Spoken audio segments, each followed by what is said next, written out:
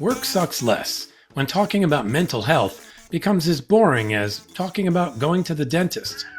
When it's just another thing, like that show everyone's watching, the game last night, or that new laundry detergent that really does make your whites 20% whiter. When it's fully normalized and casualized. That's what Paul MacFarlane wants. A return guest on the DesuckifyWork Podcast, Paul is a creative soul who believes our work should bring out the best in humanity. And our humanity is crying out for some help right now. AI, layoffs, wars, polarization. It's the soup we swim in every day. Why the hell can't we talk about how we're coping with all of it without making it weird? We all have emotions, and we're all bringing them to work despite 100+ years of effort to keep them out. Let's talk about them. Let's help each other deal with them. Let's realize that our capacity to feel things is the greatest gift in the universe, and it's the thing that will guide us through every possible uncertainty that comes our way. Let's be boringly, beautifully, unabashedly human. Welcome to the DesuckifyWork Podcast, the show where we cut through the BS and find ways to make work more fun, more human, and less ridiculous. All of which makes your business more profitable, by the way. If you enjoy this one, please like, share, rate, review, or subscribe to the podcast. Let the desuckifying begin. Here's Paul.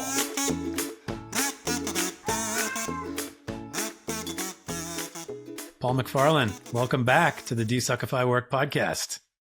I'm so glad to be back. I'm a big fan of the interviews, the shows, but obviously you.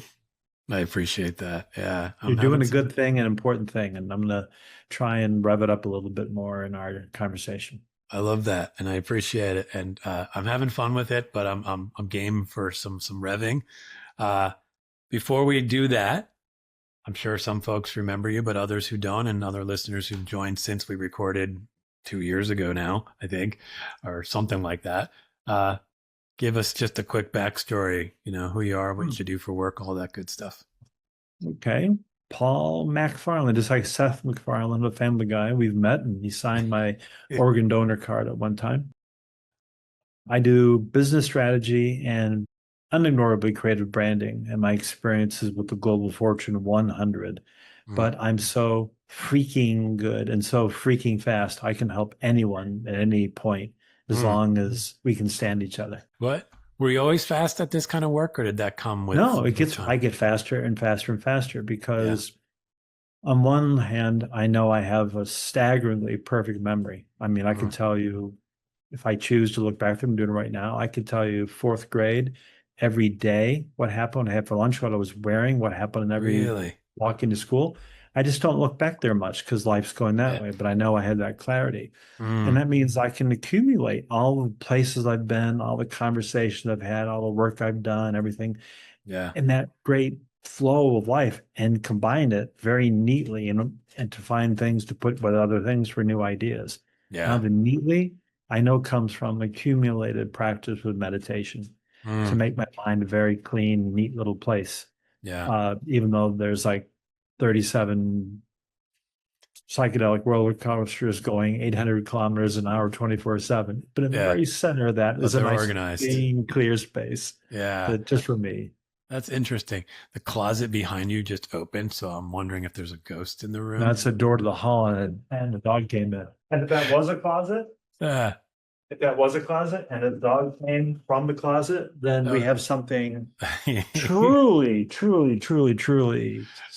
I would be like, I need a new kind of meditation to help me deal with whatever just happened there. Do you have a particular style of meditation that you do, or do you kind of experiment and do lots of different stuff? Yes, and something else. Okay. I do transcendental meditation. Okay, I've been doing that very practice for about 7 years, twice a day, 20 minutes. But is it and or but? Let's try and. And the practice of meditation itself, quiet time, just noticing and being the observer of your own mind, just quietly, gently, an accumulative practice Yeah. means you get to a point where you don't do meditation, you are meditative. Mm-hmm. It's the principle of conscious competence and unconscious competence. Mm-hmm. No one has ever talked about that in an interview with you. I can do it really quickly. Yeah. Conscious competence is okay, I'm going to learn how to do something and I'm doing it. I'm learning, I'm doing, I'm learning. I'm Mm. conscious. And Yeah. unconscious, it becomes you Yeah. and you're unconscious that you're doing it. So Mm-hmm. you become meditative. Yeah. Woody Allen even said once about meditation, I feel most meditative buttering my toast. And that Mm. really does mean something. Yeah. You can do everything in a meditative way, That's a great point. aware, conscious, grateful, you know. Yeah. I like that perspective. I think I've definitely tried lots of different kinds of meditation. I did TM for a while. I like it. I just kind of fell off of it, but I like it. It's distinct from what a lot of people know of meditation What's the three words that drive it? in a Take really it cool way. easy. Yeah. Every Yeah. meditation is a good one. Yeah. I do like it, but I like what you're saying about like just being meditative. Yeah. You know, the thing I will often tell people, like, do you just ever sit and notice what you're feeling? Just like your body, what's it doing? You know, and Noticing. See, there's the yeah, word. yeah, Not and judging. yeah, and Noticing. sometimes Observing. framing it that way, sometimes instead of calling it meditation, actually makes it easier for people. It's like, Well, in its essence, it's what? Quiet time. yeah, yeah, Quiet time in prisons via the TM. mm-hmm, And they jealously guard their TEM, you know. yeah, Has it reduced crime? It's reduced violence in schools when it's actually made a thing. We're just going yeah, to have quiet time. yeah, You know, one thing my girlfriend and I do now, usually I work, well, a lot, but sometimes most nights we'll go downstairs here where we're staying and we watch some of our favorite TV shows or movies. And what I'm doing lately is when it's over, we have kind of a rough time. We want to go to bed. And if the thing ends and there's a few minutes, just shut it off and just sit in silence yeah, and just enjoy that silence. yeah. It's so counter to the energy of the universe right now. I feel like, you know, we've got so many things, uh, Universe, you mean society, culture? society, technology, you know, um, everything, you know, the quote unquote attention economy um, doesn't want you to have quiet time, so to speak, right? Well, attention mindset, attention culture, you know, attention Yeah. is about being on all the time. We Hmm. plug these in. Oh, we got to keep them charged all the time. Yeah. And if we treated ourselves with as much love and care of our phones and we did it to ourselves, we'd be a better life. But machines in general, Yeah. I'm on my MacBook Pro here. Yeah. If I left it on all the time, I don't think it would be around as long. I don't think it would be as functional. It would get tired too.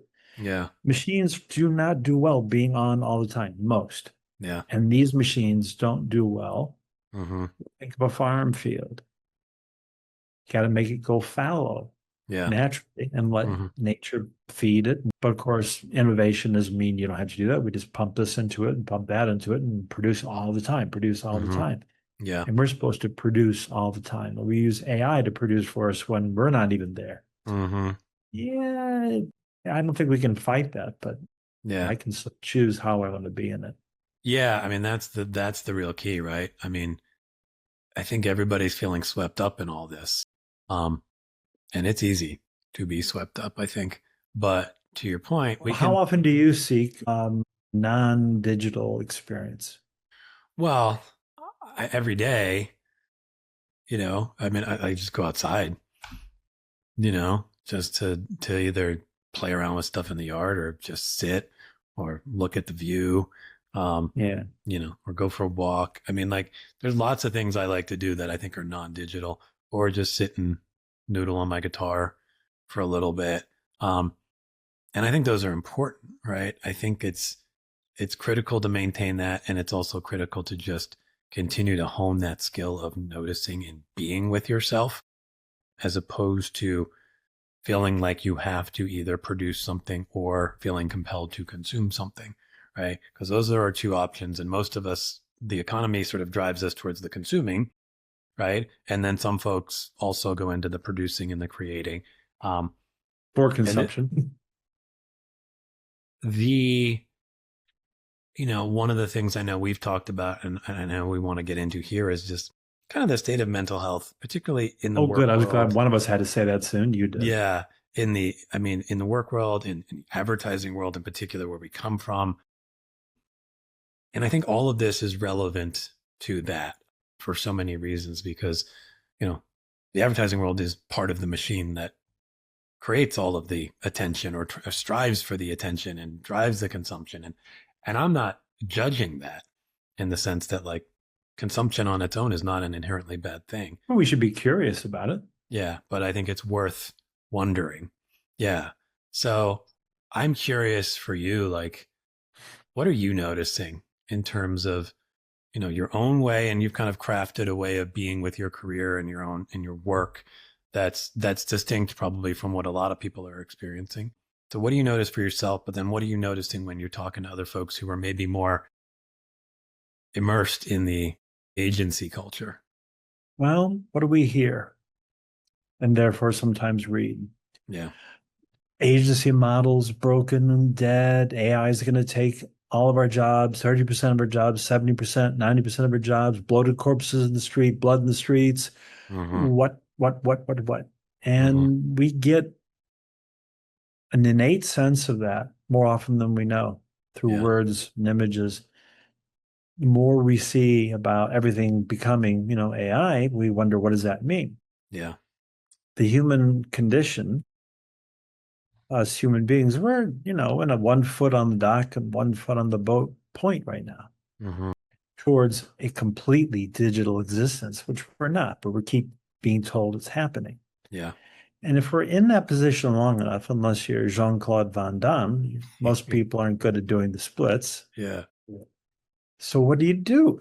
It doesn't feel good. At some point, it just doesn't feel good. Our friends at Breaking and Entering, they had a post they shared about a guy saying that, Gen Z, and I always say, well, I don't know who Gen Z is. I've never met them, never had dinner with them, but I know what you're saying. Yeah. Looking for more physical, tangible experiences because there comes a moment, Mm-hmm. whether you're a bicycle courier who lost your job because of PDFs, Mm-hmm. Yeah. no one talks about that, Yeah. where you're being told this is what's coming, and you accept it begrudgingly. You're curious, you gird your loins and get into it, or you're excited about it. There's some Yeah. point where you realize I'm a human being too. Right. And I like baseball and like smelling a rubber, bicycle tire. And Mm-hmm. I like birds and I like, candy and things. It has Mm-hmm. nothing to do with AI. Yeah. And sometimes that little tap on our shoulder is ourselves tapping on our shoulders. Remember, let's go sit outside. Let's just Mm-hmm. look. Let's play a physical game. I remember when video games first they had activities, Mm-hmm. whether it was bit or playing, some kind of baseball to role playing and Yeah. right. And in those sorry about that. I would see kids playing an approximation of the physical activity. Mm-hmm. And a few times, first innocently, and then after that to try and see what I was really finding out, I would say, hey, why don't we go outside and actually do that? What? Beep, beep, Yeah. And that's natural, Mm-hmm. because things grow. But Mm-hmm. I always say, let's be more human while Mm-hmm. we still are. Yeah. And while we still are, has that chilling, something's going to change at some point. And you know what? Yeah. I think that's a good thing. I think where we're going is going somewhere. Mm-hmm. And I think I've got a pretty good idea where things Yeah. are going. I've been able to predict a lot of trends in culture on months and sometimes years before. I mean, precisely, Mm-hmm. who cares? But I do think that realizing what makes us human, that's up for grabs right now. Yeah. All it's whole AI backed by human something. Well, Yeah. what do you mean by that? Right. The idea of an employee is up for grabs, all this stuff. And Mm-hmm. I think it comes down to it, the moments that really matter. My girlfriend, so many times, I mean, We'll just pause in the kitchen. I'll just grab her by the shoulder and stare deep in her eyes and then maybe kiss her. But it's like I said, I'm going to make this moment something really fantastic. Yeah. That's special and different from all the other ones that are just sort of the, Yeah. and in work, the thing that I think is a very, very sobering thing is I have a screen like most people do. Mine has a picture of Amsterdam on it. You can't tell. Yeah. That certainly does. Yeah. That's the size of that. And when you realize on any platform, there is a torrent of stuff, pictures and text and videos and things fighting to be in that. Yeah. It's a reverse funnel. Right? Yeah. And when people talk about the algorithm of LinkedIn, I chuckle a little bit because it's owned by Microsoft. Microsoft screws up everything. Right. You know what they're doing. And so when we think, oh, well, I should post this often and this part of the day and this number of times per week, fine, do it. But you realize I found out years ago, like on Facebook, you just kept hitting your feed, how it would refresh you and see different people years ago.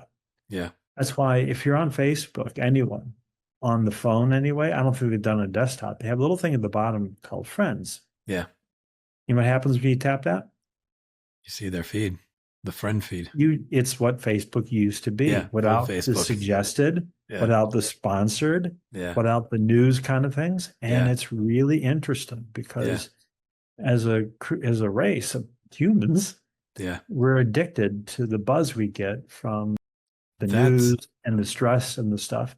And when we go back to the way it was, it's like, that's not enough. Exactly. It's crazy. But the people who complain about it, you've got a way to go back to that. You can do it. It's so cool. You see what people had for lunch again. It's a fun experiment, but to your point, I've done it and I'm like, I can feel it. I'm like, this isn't very interesting.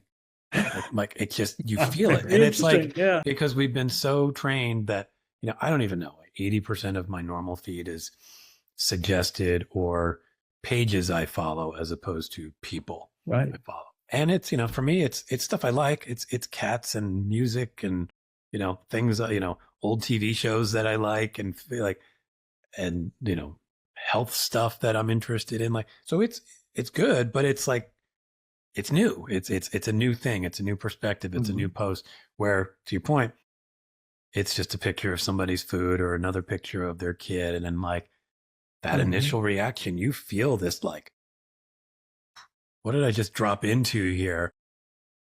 And you're restless in it, right? Yeah. The monkey mind still going, even though you're choosing to put it into still. Yeah. Well, we realize on Facebook, let's just pick on Facebook for a bit here. We know that everything we see that's sponsored and suggested, especially the terms they use, this is so funny, is based on a model they're building of us. Like you said, old TV shows. Yeah. What is an old TV show? It depends what you're watching and how old you are. Yeah. There's research and data that shows people at a certain age, they want to go back to the things they watched when they were a young teenager or older preteen. Yeah. And we get served that same stuff up. I mean, if I look at other people's phones, if they let me, I just see what they see. And it's very simple to make a model. Now, the good thing is for me, and the horrible thing for the algorithms, is that in my business, in my kind of business, you tend, hopefully, to have a dizzying variety of clients, which requires a dizzying amount of digital research. Yeah. Which is wider and deeper than you can imagine. Right. And I try to imagine the algorithms, say Facebook or YouTube, trying to make a model of who I am. Yeah. Well, wait a minute. No, he's the, and so I can tell sometimes they're saying, well, is this something you want more of? Is this something more of? And even YouTube, to try to turn off all those suggestions. Remember YouTube used to have a thing called most watched or the most popular videos of the day? Yeah. And you just saw whatever was coming up there. Well, that was the thing of its time. Just like Google used to tell you how many returns there were for what you asked for. Oh, wow. Not anymore. You can hack it. There's people can hack and get that information, but they don't display it anymore. Yeah, of course not. And think, why? Yeah. But see, back to Facebook. I'll stop here. It's a human nature. There are people who say about Facebook, oh, they're just tracking us, and I don't like being spied on Hmm. until they have a business and they want to sell something. And you Right. show them how you do an ad. Oh, this is cool. Yeah. You see how that is? That's why Yeah. they don't, the things are just behaviors and data. Yeah. And that's why they've got data, like you put your birthday in so they can put in that. And household income is Mm. really tricky where they get that from. Yeah. But it's really interesting how people have a Hmm. doppelganger relationship with their own thing. Yeah. I think it's interesting because, the idea of like we don't like it, but we do, at least as our behaviors show, meaning, and I think that's a lot of like, talk about mental health and just the spaces we're in, whether it's online or even at work. Like, there's things around making things easier, more efficient, more productive that we both hate and love, right?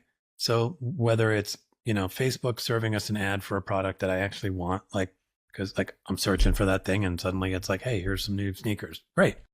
That's actually really handy, even if it's done in ways that we don't love. I think even at work, like there's obviously this constant push, and AI is obviously sort of jacking it through the roof, but to get more done in less time. And like we all appreciate that. Like, oh wow, I can go into ChatGPT and get all kinds of research that normally would have taken me hours and it takes me minutes. That's nice. But then on the flip side of that is, well, people who do that kind of work are no longer valued in the same way. And that's this tension, right? We are getting things that make us feel good, give us either dopamine hits or whatever else, or just make us feel like, hey, I'm more productive. Great. Easier, less friction. But we are also devaluing us, right? Or them. Yeah, yeah, yeah. And it's We only automate what we don't care about. yes, but everybody doesn't care about the same thing, right? Right, which is why frozen pizza is such a popular dish. Yeah. So, but it ends up like we end up, I think one of the biggest stressors and one of the biggest sort of things that people feel at work today is you don't, we're not feeling very valued. No. I'm not feeling like Or the what, value is on shifting sand or something. yeah, it's not even Not clear what solid. value is It's anymore. up for grabs any moment. Yeah. So You have to keep declaring your value every day. how do you live in that? I mean, what's your take? How do you show up when the world feels like that? Well, I look at the words, the world. Mm-hmm. This may be mind blowing, but it's so simple. Nothing exists outside of us. Mm-hmm. Nothing. Yeah. Because if we know when we see, light is passing into the lens of our eye. Mm-hmm. And the really wild thing is when it gets our optic center, it's flipped around. Right. Wait a minute. Does that mean the world is really upside down? We just can't handle it. And that's part of evolution. Is that the same with all other primates? I mean, I don't know, but I mean, it's just apparently a fact. Yeah. But that means that vision happens in our brain. Mm-hmm. The anvil, the stirrup, and all that kind of stuff, and the eardrum take sound, but there's a nerve that goes in that says this is sound. Mm-hmm. Sensation from the nerves tells our brain this is soft, this is rough, this is hot. Okay. Everything through our 5 or 6 senses Yeah. goes in us, and that's where it exists. Mm-hmm. Like anyone watching this right now, TJ and Paul don't exist wherever we are. We exist Right. inside them. They Mm-hmm. see us inside them, they hear our voices, and what they think about either one of us is inside them. Yeah. The whole universe only exists inside us in a very practical sense. Yeah.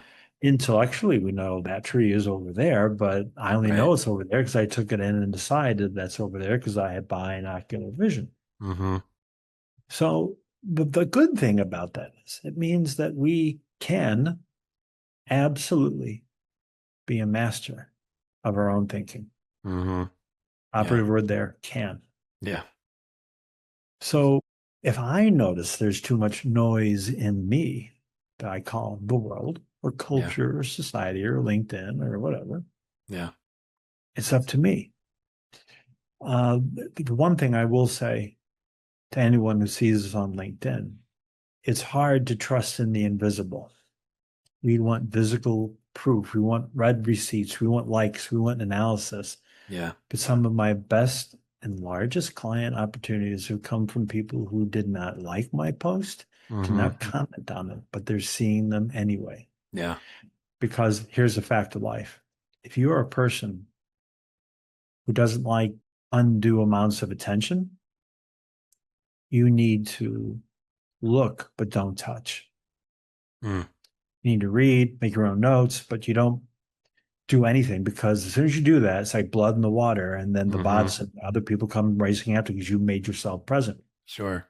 But some very large people look on there sometimes and they see things and you get a call or you get an email and they Mm-hmm. talk about all the posts you've seen. And the first thing is, no, you haven't. I haven't seen you. Oh, Yeah. well, isn't that nice? So that's theoretical to most people. It's like, yeah, but Right. how do I know that's happening? How do I know that's happening? Yeah. Well, you just got to believe. Mm. Like the thing I told you about that went off to Hollywood recently. Mm-hmm. All I can do at this point, oh, I could try and send them something else and look desperate. Yeah. No. You just Mm. hold a belief. You just hold a belief. And a Yeah. good colleague of mine, one of those people I reference who sees my posts, and up until 4 years ago, he was the head of all Europe for a very, very, very large global company. Mm-hmm. We talk every once in a while, and I told him about that, and I showed him the things I sent. He said, "He's Paul." He says, "I'll just say this: we have the same last name." Mm. And the first product of a certain kind that I had in my life was his first job in the world, which was also a nice thing.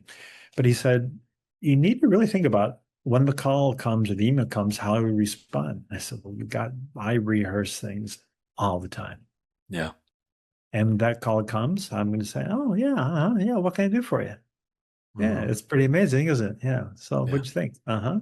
Like that, not like that's why most people in Hollywood, when they want something with like a screenplay, they'll stalk someone Yeah. coming out the dry cleans the deli. Okay.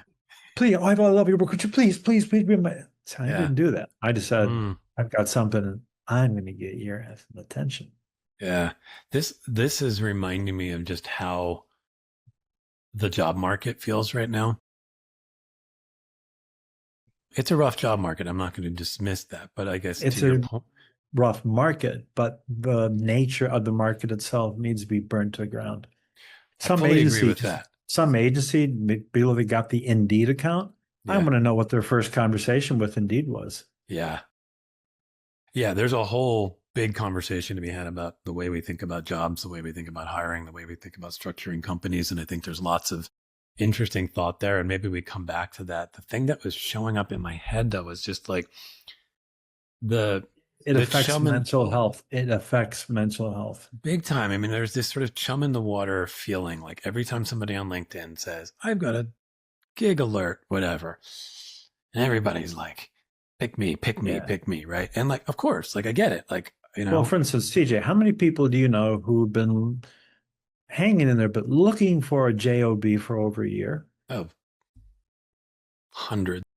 Yeah, me too. So what does Yeah. that tell you? Yeah. It says something's changing. And, Yeah. there are people who say AI will be eventually, every company will be three or four people who are adept at prompting and everything will Right. run that way. Well, maybe not three or four, but I mean, the tonnage of physical labor will all be taken over by machines at some point. Right. I mean, but the truest thing about the state of innovation is that meme that said, why didn't we get AI to do our laundry and cook our Yeah. food, and Mm-hmm. that we could write and paint instead of doing our writing and our painting. So we still have to Yeah. do our house cleaning. Yeah. That's very, very true. The Yeah. frozen pizza moment. Mental Yeah. health. Well, it's also low hanging fruit in a way, right? Because it turned out that as they did all this work on the LLMs, it's like it got pretty good at the writing and the painting, you know, Frozen pizza. and relatively quickly. And the cleaning our home and doing the laundry, that's actually a more complex blend of mental model plus physical model. Frozen pizza. Most people have frozen. Do you have frozen pizza in your freezer? I'm sure we do. Yeah. Okay. Do you have a favorite pizza restaurant you like to go to if you really could? Yeah. Yeah. All right, but you don't go there because frozen pizza is okay. Sometimes. Yeah. Okay, yeah, but most of us don't want to be the frozen pizza, and we're trying to sell Right. to people who say frozen pizza is okay. Yeah. No, How it's do you true. change that? You have to you got to sell that experience. Yeah. You've got to change minds in a way that's bigger than saying choose my But product over someone else's. mental health, Yeah. mental health. The number of people we know, we hear they're suffering Yeah. mentally. The posts you see that show desperation Mm-hmm. and selling my 13 rules, my 7 rules, my 2, I mean, God bless ones who have fun with that. Yeah. They have 13, but like number 7, 9, and 12 aren't even there. Mm-hmm. Oh, Yeah. that's the old joke when you do your research papers in college. They just look and see how many pages, at the Yeah. end. But this is about mental health. Now, I'm going to kind of commandeer a viewpoint and see what you think about this. Okay. Do you ever tell friends that you take your car to get work done? Have you ever taken your car to? I do. Yeah. I mean, I Would would you tell be them embarrassed? Would you be embarrassed to tell your friends you had that done? I would not. No. Okay. Yeah. Do you ever tell your friends about going to the dentist? I mean, sure. I mean, if Most people go, if it comes "Ooh, up yeah, like yeah. And do you have a good dentist?" I mean, Yeah. instantly people engage Sure. with that. Yeah. I could go on and on, but you're where I'm going. Yeah. How many people would not feel weird to hear or to say, "I'm seeing a therapist"? Yeah. It's much better It's than definitely it better than it used used to to be. be. Yeah. We got miles to go. Yeah. Mental, beep, beep, beep, beep, beep, bumper sticker. Mental health needs to be radically normalized and casualized. Yeah. Well, I like that It last should not word. be a big deal. Yeah. Because if you can do that, then more people will get help because more people will say it's essential. Yeah. I like the casualized word. Because I think that is we're working on the normalized. I don't know if we're working on the casualized. I mean, younger folks maybe, although I don't always know that it's being done in a way that I think is healthy actually. But I think that when I think of it being casualized, I think to your point, with the examples you were giving, it's just like I've got this woman I talk to. She's helpful. Yeah, right? It's a normal, casual thing. It's like you can have a casual conversation with a friend about your therapy. Yeah. No. Yeah. There's one example. The reason I think this is different than massage, which I'm talking about now. Yeah. In the country of India, there's a long tradition. The family members massage each other. Okay. Your grandparents, you massage their legs, their circulation. Yeah. It's just something that's always been just done. What you do. Yeah. The idea of going to a special place and paying hundreds of dollars with it's just a what? Yeah. That's cultural. Yeah. Although I do think massage is a great thing. We should all be doing it. Mm-hmm. But mental health is, if you have it, maintain it. If you don't have it, work on it, Yeah. And we should be doing it for each other. There are people who say, why go to therapists? That's what friends should be for, calling on your shit, Yeah. And there's something to that. Of course. The casualization of mental health means we should be able to help each other and be empathetic and listen and get the tools to help each other get along in this crazy mixed up world.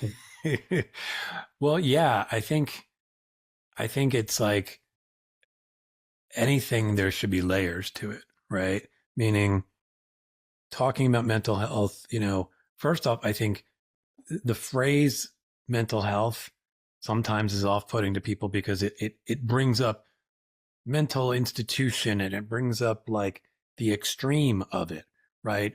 As opposed to when we talk about health, particularly these days, health is everything from me taking a walk, me eating, a slightly better dinner tonight than maybe I was going to plan to, dealing with cancer. Like it's all of that. And depending on what your needs are, some of it is just, hey, I talk to my friend and go like, what are you doing? You're looking good. You seem like you're healthy. Like to, maybe I'll go online. Wouldn't you crap if they said, did I tell you about new blank and blank? I've been drinking it for weeks and it's so good. And then turn into a commercial for that. Oh my God. Because that moment is so key. Yeah. if you really ask a friend about a product they like, listen to what they say and what they don't say. Yeah. I ask people, for instance, are you wearing shoes? I'm wearing like slide things, like Adidas flip flop kind of Okay. things. Yeah. Why did you buy those? It's a really good question. Partly Why do you like because them? I think there's two reasons. I liked the design of just the single band, and that just struck me as more comfortable than the thong design. And I love the Adidas three stripe logo. Isn't that interesting compared to Nike? Nike only can make wallpaper, but Yeah. Adidas three stripes can go all the way around the world. Yeah. Yeah. Yeah. I mean, why they haven't done that yet? You know, if someone to tracksuit running and the lines extend from where they are to the road, goes Yeah. up someone else up to a building. You know, I mean, Yeah. that's interesting. It's not a little thing. Although they have little, Mm-hmm. they've got more brand graphic mojo than Nike has. I think you're right. Yeah. Yeah. Okay. But anyway, so the point is, you mentioned maybe two things about why you chose them. Yeah. Two things. Yeah. Why? Well, if you're on LinkedIn, there is a new video coming from my partner and I, and oddly enough, about the dreaded feature stack. Who thinks people need a stack of features to understand, be compelled, and make a decision or be curious about? Right. You know, it's human nature in any business when someone Yeah. says, yeah, but I got to put all that out there because I don't know who's going to need this or this or that. Right. I get that. I get that. I get that. Yeah. But there's a reason why you can lie down on a bed of nails Mm-hmm. and you can't lie down on one nail. Yeah. So mental health, I'm saying mental health again. Yeah. The point is, casualization of mental health means more things should happen in politics about it. Mm. Value. Yeah. You know, we're in a country, the only country, so-called developed nation in the world that doesn't guarantee healthcare as a right, because enough people who control the decision believe it should be a paid-for profit center. Right. They really do believe that because they personally benefit from it. Yeah. And unfortunately, they have too much weight because most people were asked, they'd say, of course, it'd be great if everyone had that. And then some people would say, well, gee, how do we pay for it? And, you know, and then you look at every day of it's not a war, what it's costing, you know, and it's okay. But I do think if it is casualized and not woo, and it's getting better, but I want to put the gas down all the way and bring it to the future here. Yeah. It will allow people to say it's valuable, important, and universally so. Because when people are not in a good mindset, nothing's right. Yeah. For instance, you're going to go in for surgery. Two people go in for surgery. One's like, oh my God, I'm so scared. And the person goes, I'm going to see you on the way out. Yeah. Generally, that person survives really well. That person may die on the table. It's really important. I mean, we're all going somewhere and whatever we believe it is. Yeah. But mental health is, I always say, you know, you can, better advertising can create more sustained mental health. Tell me For more instance, about at that. a time like today, we need more pointless, illogical humor to short circuit where we are. Yeah. You know, in pop music, there used to be a time, and it changed because we don't have the charts like we used to. We don't have pop radio and all that. But there was a time almost every summer, some ridiculous, stupid, meaningless song got very popular. Yeah. Macarena. If I type M, and a B and an O and a P, a song comes to mind. Yeah. Means nothing, but it was fun, you know? And we have a need for that. Yep. It's like here in Ann Arbor a few days ago at the Trader Joe's, everyone just had a buzz, you know, because it felt like spring was coming. I can look out the window and see the color of the new grass is coming, all the wildflowers. But of course, there's that sense of we have a need for spring in us. Yeah. The delivering on the hope, winter. That's why light is so important in winter. It's the symbol of the hope that the sun will return in its orbit and start going higher and longer and warm the earth and make things grow that we can eat. We all know that story. We need for our mental health, not only the promise, but the deliverance is something delightful and fun. Yeah. Makes us want to take our shoes off and spring through the grass, to Hmm. make more babies and the things that we do in the jolly, happy Yeah. time of spring. And that can be delivered through humor, through song, through something light, even if Yeah. you think all the songs during World War II were sad? Do you think all the Right. songs during the Vietnam Right. military action Right. Yeah. were all sad or all angry? No. Right. No. Hi, everyone. Thanks for listening. If you're liking what you hear and like the idea of making work not suck, I invite you to schedule a free half-hour discovery session. What role is work playing in your life right now? Let's talk about it.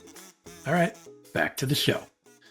Yeah, it's just feeling, right? You just want to feel something, and you want to feel something that has the power of removing you from the thinking self, right? And that's when you talk about like bop or whatever, like that's what I think is happening, right? You're short circuiting, we're so locked in.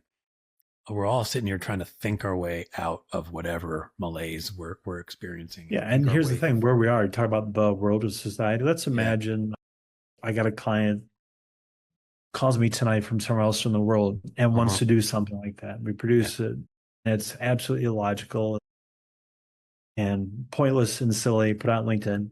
But there's going to be people who will pillory it Of course. Yeah. for another reason of something we've learned during our time. Mm-hmm. It's the thing about AI and mental health. AI is so good at being so logically solid. Mm-hmm. Now, that's an article, that's a paragraph, that's a sentence, that's a headline, that's an email. Yeah. Yeah. Mm-hmm. But the illogic is what Yeah. moves the human race forward. Yeah. Yeah. I think it reminds me a little bit of the trend in the last handful of years. It's maybe ebbing a little bit now, but sort of the personal optimization trend of like every second of your life being optimized, every bit you take in, Squeeze the juice out of every moment. like every and like micro planning and The Latin thing architecting. didn't say seize the second. And the day was more abstract even back then, I'm sure. Yeah. Although I do think, what would our life be like if we only measured days and years?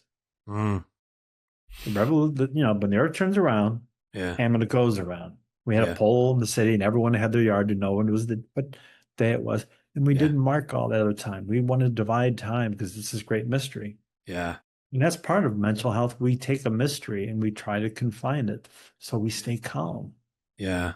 Yeah. How Well, many people would really be okay every day, really asking, where did I come from? What is this really and where are we going? And trying to really spend time with it. Some mm, people might have fun, but a lot of people would go out of their minds. yeah. And which is sad, obviously, because it's a wonderful thing to ponder, right? I agree. I just gave some space for people who maybe don't like it. No, I get it. And I get it. And I think a lot of people don't. I mean, I work with people who don't. Like, I'll have clients and I can tell, like, I don't want to open that door. Like, that door is scary. I keep that door closed so that I can function.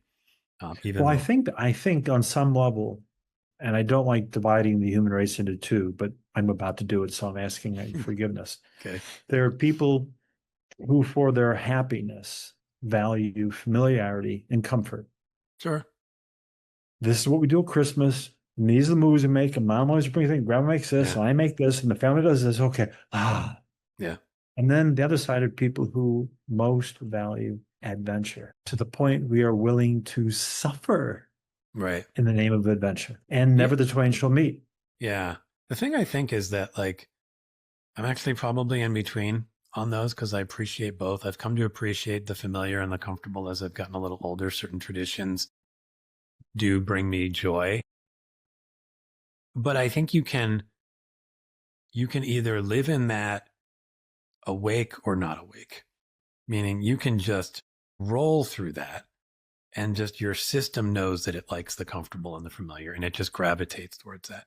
Or you can actually take that quiet time you talked about earlier and contemplate a little bit about what you actually, why you're here, what do you enjoy, what brings you joy, and realize, I really do like that. And I'm choosing that as opposed to simply sort of stumbling through it, which is, I feel like, just how much of life often feels for people. And the faster it feels and all those things, the more we kind of feel like it's gotta just, I don't have time to contemplate, right? And yet every person who says they contemplate will tell you it feels better. It But there are people who don't, and Yeah. they're no lesser. But back to quiet time, I was so glad, but also I was pretty sure you did anyway, because I can see it in your eyes that you take quiet time. Yeah. And quiet time is not a destination. It's a door that opens. There's so many manifestations of quiet time, mental quiet time, emotional quiet time, spiritual quiet time, physical quiet time. Yeah. I mean, I can go, after this, I'm going to go run in the neighborhood and pretend I'm Femke Bok, which is my favorite Dutch runner. But I can be very quiet in my mind while I'm doing it. A lot of people who do that say in cycling, but I'm not quiet in my body, Compartmentalizing, just realizing there's a value in quiet time towards mental health. Our body plays a role in our mental health. A huge role, which I feel like I really only discovered it like the last handful of years. I mean, particularly as I got into the coaching work that I do, because it's part of what you learn is the somatic experience. And what I've said to some folks, and I feel this, is I mainly was up here. This was it. This was life. And I even think, to come back to mental health, we design most of our workspaces where it's basically like everything below here doesn't matter. No, our bodies are just here to move our heads around. Your bodies are just functional things. And don't you dare bring your emotions in, and don't you dare bring those feelings and all that in. I just want whatever this can deliver for me. And it feels like it's emotions to be trusted and valued instead of being mysterious and feared. Oh God, yeah. Have you ever heard, they're so emotional. Yeah. They can't have the other too emotional. I'm sorry. Emotion is what makes us human. Well, yeah. And I think it's obviously projection, right? I'm scared of what I would be like if my emotions were more at the surface like that, right? If I had to feel all those things. It's not about whether the surface or not. It's what your own relationship with them are. Yeah. I mean, I always say to people, because I remind myself, I am not my thoughts. I am the thinker of my thoughts. Right. I'm the feeler of my feelings. I'm the observer. Right. But see, to make feelings and emotions maybe casualized, normalized, it's okay. We all have them. Looking at a situation, we look at logic so hard, and we're more Apollo than Dionysus right now, I guess. But we look at things that can be measured. And there's people try and measure emotional states, but the thing is, they are slippery for a reason.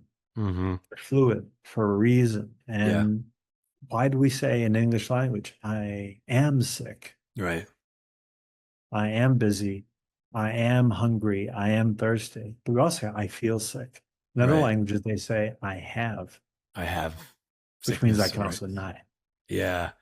That's such a good distinction, because I'd say at least 80% of the people I work with are stuck in a story that is, I am. Although we do say, I have cancer, I have a cold. We use it in places, but it is interesting, right? Like, it's like interesting how on some of the physical things, we allow for it to be separate from ourselves, right? But on the mental, emotional, I am sad, I am depressed, I am scared. It's instead of I have fear or I feel fear. Yeah, the danger of we too frequently and too casually identify with things. Yeah. For instance, in like politics, when people become identified with a party or their candidate or whatever, it's different than being a supporter, a fan, or voter. Right. Sure. Because then it's my identity. You're not attacking ever anything else. You're attacking me, personalized. It's like, mental health. And there's so much of that. I mean, not just politically, right? But we put so much on our identity. Yeah. We put a lot of our work on our identity. And I think about this question a lot. Like, I'll ask people what role work plays in their lives, because I kind of want to know where it sits relative to their identity. And I don't think that there's quote unquote a right or wrong answer, meaning it's okay to feel connection to your work. But it's all true.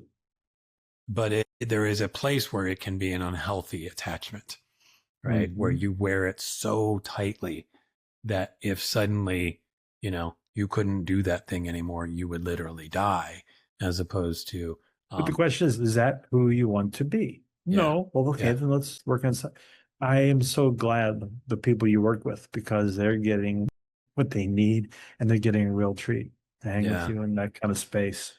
Well, I appreciate that, and I think it's important. I mean, it's interesting when you use the phrase mental health, and I think, well, I'm not a mental health practitioner. I'm obviously adjacent because I'm working with people on emotional issues and helping people think and feel their way through stuff and Emotional figuring out health is the thing who too. do I want to be, you know, and who do I not want to be. So it's there, but there's this part of me that's like, is there, I keep wanting to like think, not even just for the work I do, but more this conversation of casualizing this, that I want there to be more user friendly terminology for us to just describe the way we are. Yeah. If I Yeah. feel depressed sometimes, Yeah. it's no big deal. Right. No big Yeah. deal. Right. Just feeling blue, feeling down. Yeah, feeling depressed for a day, but I'll get out of it. But Yeah. that's the point. Even the most enlightened people and history people I've met, I've sensed their enlightenment. Yeah. They get angry and depressed, Of but they course. don't stay there a long time because they have a well-worn path back Mm-hmm. to center. Right. And that's what Yeah. practice is all about. If you're Mm-hmm. working with someone, again, you talk to them once a week, what are they doing in between? Mm. You know, a Yeah. well-worn path towards that unconscious, competence where you are that, you become it. You're not Mm-hmm. working anymore. That is a well-worn path towards something. So how do you think, we're talking about all of this mental health, emotional health, finding our way back to center, quiet time. And then I think about, what the work experience is like for people. And we talked about kind of like the people being out of work, but I think about like what it means to work for a company and the way they're structured and the work cultures and the combination of hybrid and remote or on site and all this stuff. But, and I've had this conversation with some others on the show where basically work cultures by and large are not very human.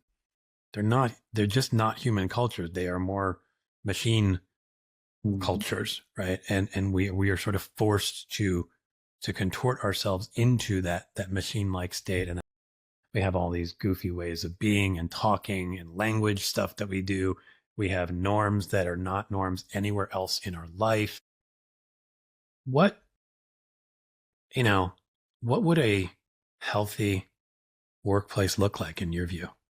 Everyone just calm the F down, first of all, Yeah. by getting mental, emotional, physical health. Yeah. But see, a relationship, like, you're in a meeting and maybe people had a notepad, and some people still have a notepad to take notes in a meeting, or they've got a tablet, or they've got a recorder, or whatever. Yeah. There's that admonition. The meeting's over now. Go to your machines and do what we're talking about. Yeah. Well, we always had those machines. Go to your typewriter and now write a really good script for the thing we were talking about, or go to Right. your layout board Yeah. and do your thing. Mhm. Just simpler machines, Yeah. maybe. We've always had that. But the difference between the complexity of the physicality of operating a typewriter, and making carbons and walking to a copy machine and doing different things and T Hmm. squares and tracing type and, Yeah. imagining going through books and looking and drawing and using the lucid and the copy machine and then eventually scanners. It's always been there, but our machine work has become so refined Yeah. and shrunken. Hmm. We're not getting as many haptic gestures. Mm. Hmm. If you close your eyes and if I just took your hand and pressed, you would know from the direction, but you can't tell what an L feels like to type versus a space bar or Hmm. clicking on a buy here or clicking on open new page feels like to your clicking finger. Yeah. And typewriters are always like that, but I mean, when we're getting less information back to us from what we do, Mm. that's an evolution. Yeah. I remember in high school, I had a Western Civ college credit guy, and he kind of saw the future with people with skinny little arms, on bicycles and kind of hunched over and all that, but we're definitely getting hunched over. Mm-hmm. Too much of our world is going like this, Oh yeah. and that's why opening up the chest is good and, posture for this body we live in. Oh yeah. But to make a place like that, how do we really celebrate our humanness? Mm-hmm.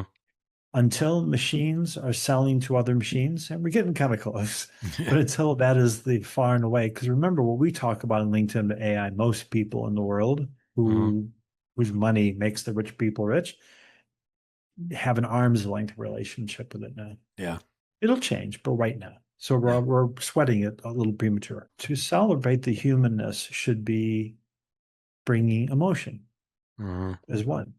There is a lack of emotion in most things that people do. Now, I don't Yeah. mean they're not desperate to say, pay me money, but the real nuanced human emotion. Mm-hmm. Getting AI to do something human illogical is a great hoot to see what it tries to do. Yeah. I always said data can point, but it can't touch. Mm-hmm. Yeah. Data is the treasure map, but it's not the treasure. Mm-hmm. How do you celebrate? And I don't have the answer for any one person here, but Yeah. you have to ask yourself the question, how can I make this more human? I was at what store was it up here? I think it was Myers maybe, and we bought some beer. And of course, they're trying to get you to cut costs, go to the machine, right? Which is less human. Sure. But thank God for the laws that say you can't just let someone go bip with alcohol and get out the store without a human being there. So I had a few tins of this and tins of that. And I made the point saying, "Oh, you want it in the bag? No, I'm just going to drink it out in the parking lot, all of it." And you know what she said? Yeah, like everybody. Mm. I remember that. She Yeah. was sharing a cumulative experience of people who just had this desperate, horrible feelings, Yeah. sustained awfulness. If you haven't seen my PDF about how you can transcend the sustained awfulness in the world right now, Mm. just again, try to get a LinkedIn, try to find all my posts easy as you can and other things, Yeah. and find that PDF. Okay.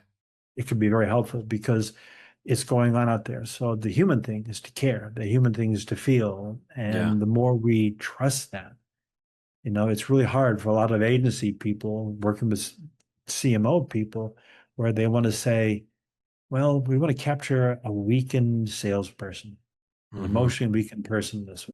Well, what do you mean? But how can we justify that? Yeah. You can't find data, qualify that. Mm-hmm. But it's okay. It's Mm-hmm. okay. It may be a little bit harder. You may need someone like me who knows how to sell it. But the point is celebrate whenever you are human. Yeah. And if you don't know how people are as humans, start with yourself. What Mm-hmm. makes you human? What makes you feel? Do you Yeah. cry? TJ, do you cry at any movie? Yeah. I'm a pretty quick crier at movies. Me too. Name one that if you need to cry right now, which one you'd watch? God, I'm trying to think. I mean, I go way back to like E.T., but there's like, there are TV shows. I think about like This Is Us. That if I just put This Is Us on any episode, I'll probably tear up at some point. Nice. Yeah. Nice. I mean, I have several, but the one that's my go-to is Moana Okay. for a very particular reason. Yeah. Very particular reason. I am emotionally touched and moved more powerfully than almost anything else in life when a young girl finds her power and her purpose. Mm. That touches me in a way nothing else does. And Yeah. it goes so deep in me. And I've explored that. And I think it's great. Yeah. But in other words, what moves you? And Mm. if you understand what moves you, you can potentially understand how to move someone else because the Yeah. more specific you are, the more universal you are. Yeah. It's interesting as you're saying that. I'm reminded there's a guy I follow. His name's Joe Hudson. He has a podcast called The Art of Accomplishment. And he did a short video, or maybe it was an article, just basically about like as we move into the sort of normed AI world where AI is just fully baked and we're just in it, that I mean, he used the phrase emotional intelligence, but I think he went a little deeper than what that means to people on the surface. He was just like, this is the superpower. And to use your language, be more human is the superpower of existence within that space. It's not actually to become more like the robots that are going to be better at being robots than we could ever be. Although some people, that's their course they'll be on. But see, look at from both sides here, you have AI and human. We're being told we should go get some AI, Yeah. get some AI on us. Mm-hmm. Well, at some point, AI should meet us where we are and say, here, it's Yeah. easy. Yeah. Because you know what OpenClaw is? No. Good. I'm so glad someone doesn't know what it is. It's an open source AI platform that you know what agentic AI is? Yeah. Yeah. And I'm Okay, familiar it's like with the Claude, but flowering I of didn't know agentic AI OpenClaw. where you could like use OpenClaw to run your whole business for you. I Okay. mean everything. Yeah. The problem with it right now, it is so cumbersome, so difficult, so horrible that people use it as open source to create something that's a little more digestible. And that's going to be some progress. And that's the Yeah. most incredible progress because when you take something that is not a vertical AI, it's something that imagine something you put in your computer that already knows how to use every single app, every web app, can access everything you have, and you give it a prompt you go to come back in the morning, not that it takes that long, but imagine you come back in the morning and said, hey, how about this? And there's a video created, a PDF created, a series of emails are created, the pictures Mm-hmm. and things, and found the thing that that client from 3 years ago loved most about you and put it all together for you. Yeah. Having an expert CEO, CMO, CFO, CTO, all working for you. Yeah. That's the promise of that. Now, in Yeah. small companies, especially small companies, that's going to make everybody smarter. Yeah. In large companies, there'll be massive firings. Yeah. And the thing I wonder, there's a possibility where there's massive firings and then new kinds of work form around stuff, meaning we think of new things we want to do and people work with agents to do those things. To your point, it's maybe a one person to many agent kind of relationship, but that's the potential good side that I see is that Well, that we still requires the people who've been fired, they're still earning money to spend. right. Well, there's that, right? And I just Yeah. think we're being a little short-sighted right now around Universal basic income. we're not thinking bigger with AI. We're thinking just what can do what we can do now. It's the same. We're plugging the same model in, which is the sort of shareholder quarterly model of cut costs to get the good stock price, blah blah blah. We're just Yes. We'll using cut our way AI to success. to do that, right? Yeah, as opposed to going AI could allow us to imagine possibilities that we never Yeah. could have. That's This like way, that's what not I that want way. to see more of. And there are obviously some of us are going to be more wired to think that way, and that will Yeah. ground up. I don't think it's going to really happen at the corporate Again, we level. automate what we don't care about. But Right. almost anything we don't care about, there's going to be someone who cares about it. Now, if Yeah. they're out of a job because that's sad, Yeah. because I say, I don't care. Even if AI gets as good as I am, I can still do better or as good as it. You know what I Yeah. mean? Yeah. But if it never reaches my level of humanity and creativity Yeah. and brilliance, well, then I'd nice job. But we don't know. We don't Yeah. know. I just think things are going to keep going where they're going. Yeah. Is the effect going to be in the human race? Mental health, again, about the quality of the people who will ask the questions. Mm-hmm. Where to go along here? I'm going to say this very quickly. The country Yeah. of Norway, Mm-hmm. maybe you've met Norwegians. They're fabulous people. They're not the huggiest people in the world. That's why I'm a Mediterranean and a Northern at the same time. Yeah. Several years ago, it doesn't matter when, they had to hire a person to head the Ministry of Oil. Mm-hmm. See, if you don't know, people don't know, the nations around the Arctic Circle, they have treaties that give them the ocean floor, like in the shape of a pie, all the way to the North Pole to do whatever they want. Norway says, fine, we will get the oil out. Mm-hmm. And they do Yeah. buy the shit ton and they Yeah. sell it and they provide incredible social services with that oil. Yeah. Their education, healthcare, the prisons are a model of mental health. I'm not Yeah. kidding. Look for it online. It'll blow your mind. Well, the thing is, they needed someone to run it, and they hired a philosopher. Hmm. See, now that's a perfect response because people in their own country, people in other countries, and other oil industry said, "What the hell are you doing? What does Yeah. that person know about, oil production or extraction or anything?"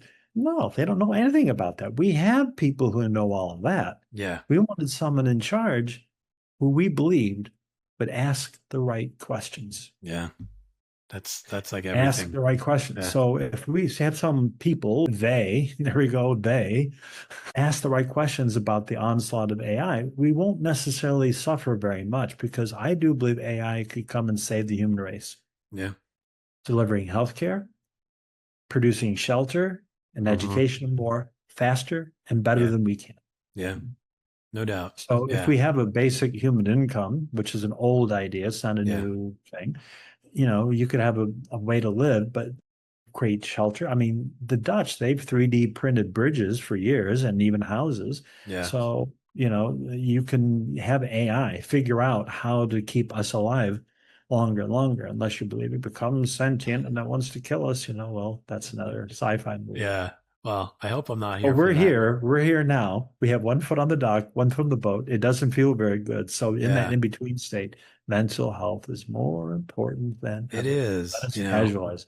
you're bringing something up that's interesting though, which is like one, as it relates to AI, like we treat it like a they, like they're doing this thing. And like, yeah, it's not one person, but it's like we're all making choices about how we show up, how we relate to it, the questions we're asking.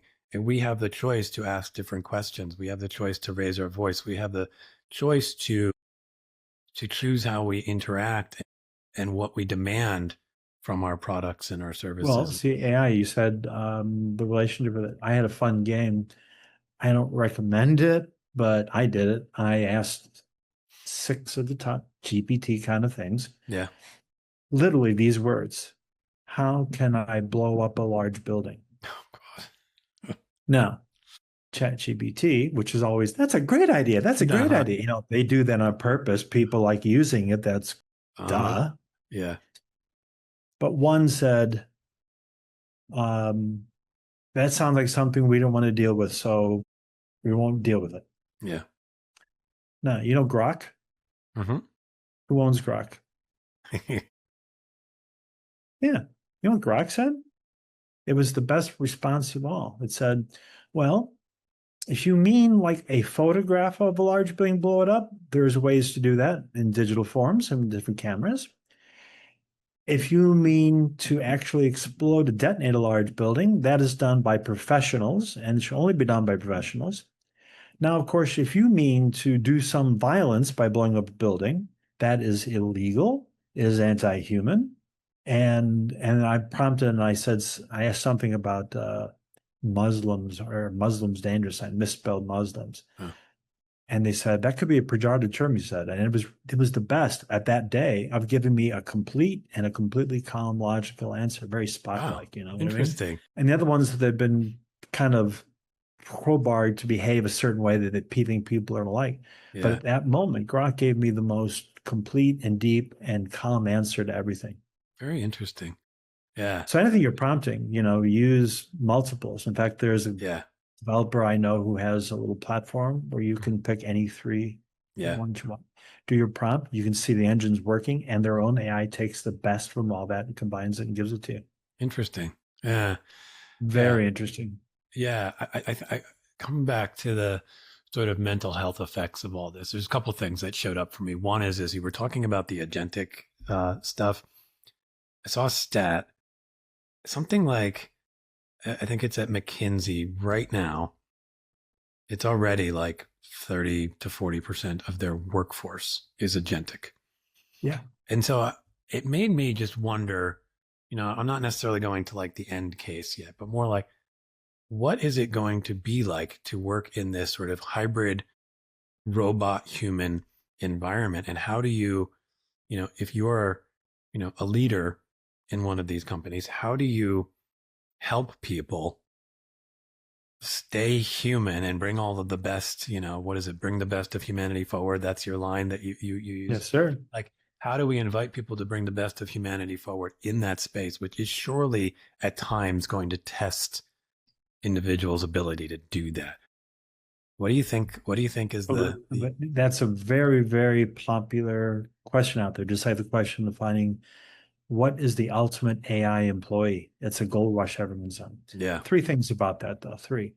One is the difference on that experience in large companies and small. As I may have said earlier, a very small company, agentic AI of any kind, your OpenClaw, whatever, can actually make those few people all work better because they're all managing something they don't need to manage, and it takes some of that off and lets them really think and really do that, make a small company really happen. That could really be beneficial. In large companies, it's going to remove redundancies because remember, in big companies, you tend to do one thing, and if that thing becomes redundant, that's one.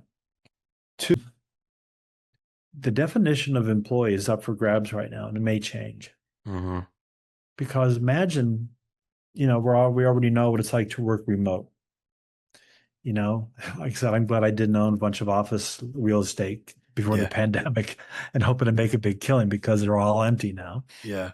Imagine you get an email on a team, like when you were working at the garage or whatever, when you were working somewhere else, and that email is from AI. Saying, I did some research and I think this is what we should do, for this. This is probably the best thing. What do you think? You never hear their voice. Well, at least maybe they will, but you're responding to it. But that goes into the deeper thing, which one foot in the dock, one foot in the boat. It's uneasy, uncomfortable. Who or what is AI to us? I'm to us. You have people who treat AI like it's a person. And they want to personify it. They want to anthropomorphize it because it's deep in our race. We want to work with other people. And I want it to be a person, And we're going to have to come to terms with that at some point. We'll just accept it and move on in large cases. It is a machine that's part robotic. What is a robot? Near human, right? It's a machine that's sort of like us. And we have machines that help us do our jobs if we still have any. That's a very sticky, mysterious, crazy thing when we're getting such specificity and tonnage from something we don't know what it is. Well, it brings me back to the thing you said earlier, which is like everything we experience is in us, right? And so how we experience AI is up to us. I'm not experiencing it on this screen. I'm experiencing it in myself, and I am my feelings, making all of these little negotiations around how I think about it, how I feel about it. Do I want to call it Timmy? Do I want to call it X? Do I ever curse it? Right. Do I want to say please and thank you? All of those things. And to your point, like some of that is just happening, but when we have time for contemplation and quiet time and noticing, we're more intentional with those choices, right? Right now, we're just like, hey, can you please give me a picture of a dog with a lollipop coming out of its ear? Okay. And we just said please because it was just automatic. Oh, no, not a red one, a green one. Right. And smaller. And make the stem striped. Right. Is there clients I don't know until I see it and you show something, they get idea. Yeah, same thing. But like we can either just do that or we can allow ourselves to have some time to think about and notice, how do I feel when I talk to that AI robot that's emailing me with an idea? How do I feel about that? How do I feel about my response? Do I feel similar to when I respond to a person who gives me the same thing? How do I feel when they push back and say, I think we should do it my way? What does it mean to have a debate or an argument with AI? And how do I show up in that? You can, know a developer who has a combative AI. It's the opposite of ChatGPT. It basically says, it probably won't work because of this and this and that. How many people want that, would choose that, see? I think some people would, or some people would like the option to turn that on. And I think that's actually valid. Human nature, we all choose ease and convenience whenever possibly when it hurts us. That's hard to discourage. But see, the AI, let's choose another word. You've heard it before, I believe. The economy. What is the economy? Is it some megalithic beast that's just crawling around under Wall Street, and in the Hong Kong markets that roars? As near as we can tell, it's a network of people who agree on something. We agree this is going to be devalued. We agree this is going to be increased value. We all know the story of this building isn't worth anything when you buy it, and it's worth everything when I sell it, and not much has changed. Yeah. If you can get people to agree, that creates the economy. So the economy is the name we give to the mystery of the web of human decisions and communications. Yeah. But we call it the economy because we want to imagine it's almost like a monster, bull market, bear market. We had that for long.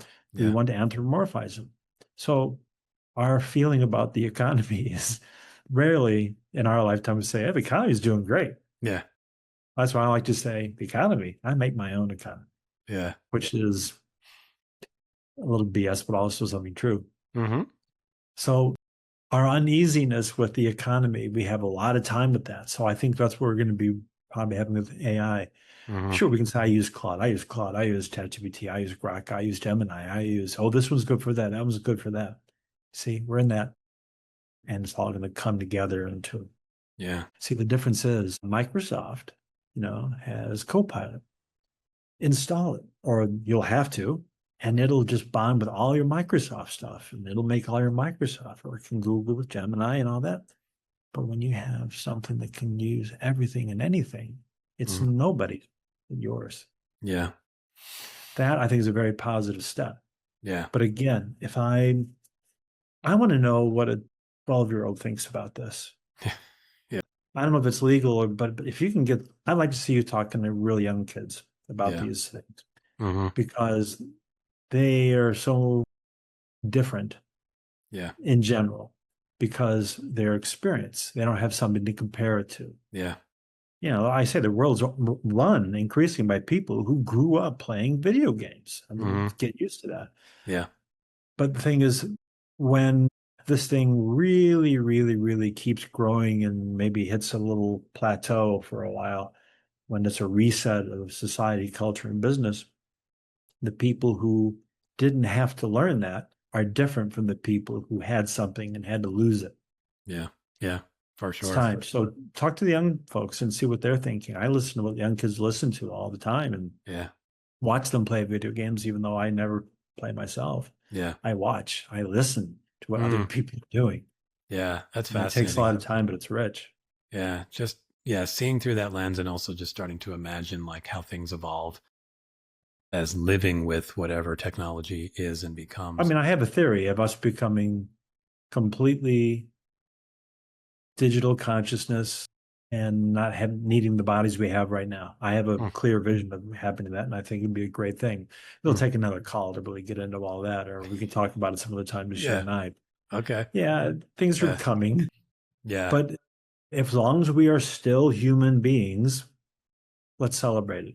Yeah, I agree with that. And casualize mental health. Yeah, I think that's what you're critical. doing, whether you know it or not, is about mental health. Yeah. Maybe the fact we haven't landed on it is because it is inherently still kind of slippery and kind of spooky and kind of uncomfortable for a lot of people. Yeah, I would agree with that. I think it's, I even think sometimes like the field of coaching, and particularly executive business coaching, leadership coaching, is in many ways, it is trying to be an answer to mental health in the workplace without ever saying mental health in the workplace. You're getting a coach, you're getting somebody who can help your performance better. But 98% of my coaching relationships are not simply about how can I be better, more efficient, more productive, whatever. It's how do I feel about the way I'm showing up today? Who do I want to be? Like trust and respect your emotions. Mental health, what's coming up later this summer, the major sport event of the world, my sport, is World Cup. Yeah. I'm a little sad. I'm going to be in Philadelphia when my team, Netherlands, the team will be in a hotel in Kansas City. Wow. Because I so wanted to be in the crowd and wearing my oranje and just going, links, and thousands of people, because I just really love their boisterous, positive happiness, their brand of happiness. That's their mental health. In England, there are people who realize they have to go to the match. Just one time you can sing and go crazy with your friends and sing songs about the illegitimacy of the opposing coach and the sexual predilections of the referee loudly and in massive fully accepted and embraced. it's okay. And you don't do that at home. You don't do that. You do a little bit on the train. They have more of a Yeah. singing culture. It's Yeah. all part of mental health. You have Yeah. to let things out and Yeah. feel something like that, which I don't get enough of. I play music every day, or I sing, or I write music. I sing to dogs all the time. I make songs for them spontaneously all the time, I love that. mostly in Dutch. Yeah. Awesome. So I don't feel so bad if they don't understand me. Yeah. Or maybe some of them do. That would be interesting. Yeah. Might be encountering a few Dutch dogs, or maybe that's what most dogs speak. I don't know. Or thinking. But they're dogs. Yeah, but Yeah.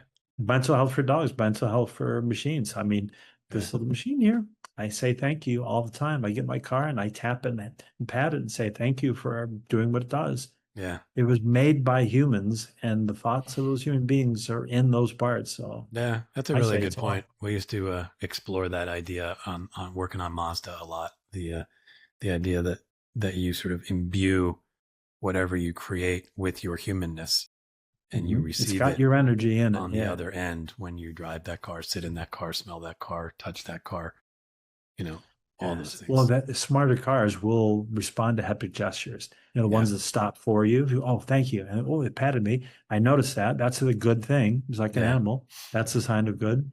Mm-hmm. We have the dog in this house that we take care of in this place. It brings things to me all the time saying, apparently you really like this. Yeah. And if I give you this, will you stay and not leave for a couple hours? That's what you're saying. I get it. We're all just trying to find our way to feel safe and welcome and warm and accepted, Brands and people need the same thing. Exactly. So I know we've talked about a lot of stuff here. I'm curious if you have a question you'd want to pose to the audience. To the audience? Yeah. Well, the core thing that prompted me wanting to have this conversation is about the normalization and casualization of mental health. Yeah. Does the audience think that would be a good thing? Yeah.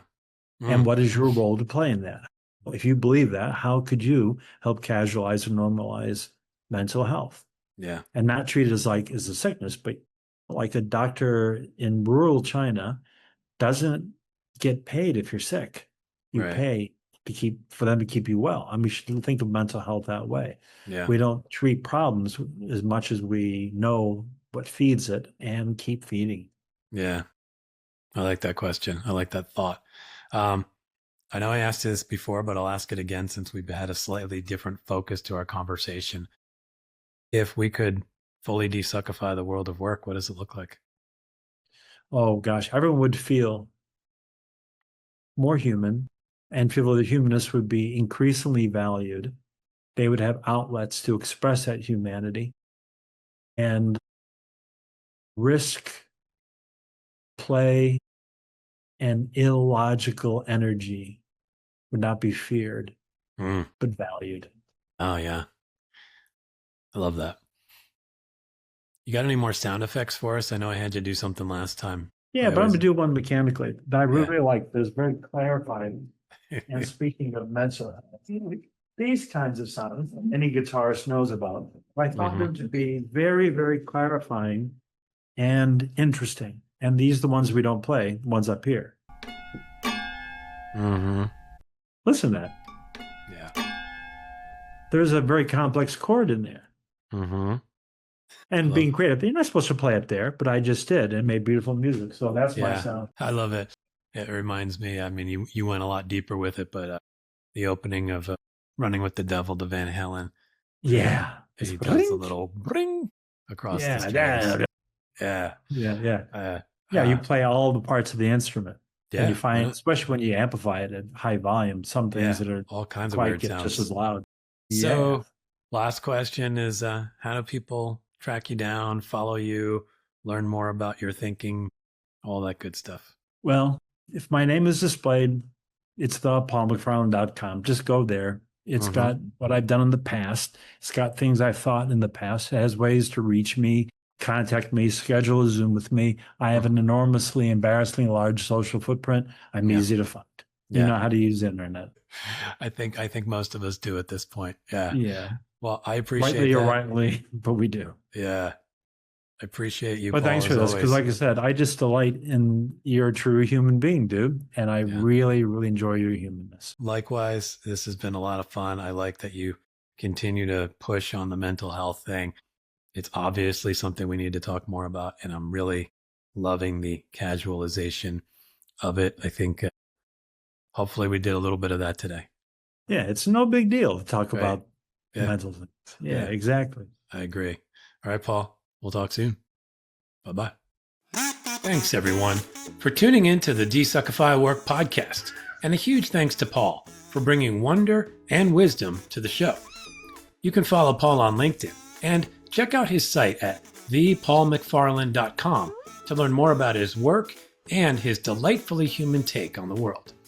If you enjoyed the conversation and would like to find some calm in the chaos of work, I invite you to schedule a free half-hour discovery session. Type meow in the calendar invite, and I'll also send you a free DesuckifyWork t-shirt. Bye, everyone.